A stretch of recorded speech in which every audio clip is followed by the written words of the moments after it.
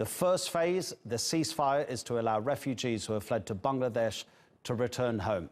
Let's get some details from David Grunebaum, who's in Yangon, Myanmar. And I understand, David, that Aung San Suu Kyi has been speaking. There was a time when it appeared difficult for her to even say the word Rohingya. What's she said?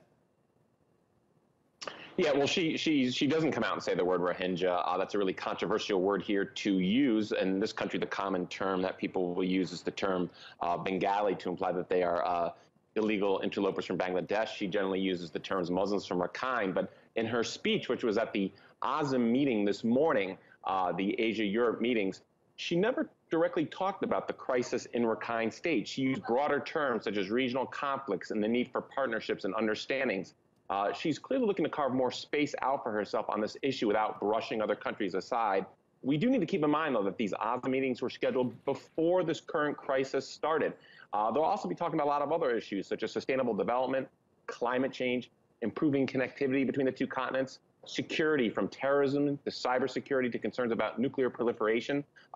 Getting back to that crisis in Myanmar's northern Rakhine State, though, expect a lot of discussions on the sidelines at ASEM. There are still concerns about getting unfettered humanitarian access into northern Rakhine.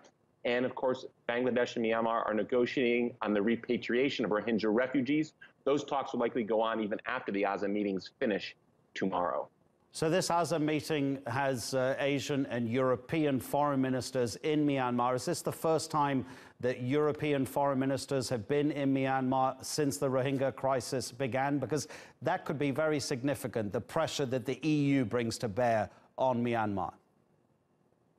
Certainly, this is a thing. And keep in mind that some of these foreign ministers, a few of them from Europe, were in Bangladesh just yesterday getting a tour through these Rohingya refugee camps and got a firsthand look at what's going on there and the desperate situation they're living in and the really difficult conditions the humanitarian workers are in trying to get all the aid. Keep in mind, 600,000 refugees in just a couple months. That's like an entire city moving in. And understandably, none of these humanitarian groups were ready for this, and they just cannot scale up fast enough. So certainly that's going to play to that was certainly a strategic move by Bangladesh to try and get these ministers to put more pressure on Myanmar as Bangladesh and Myanmar try to work out a repatriation deal.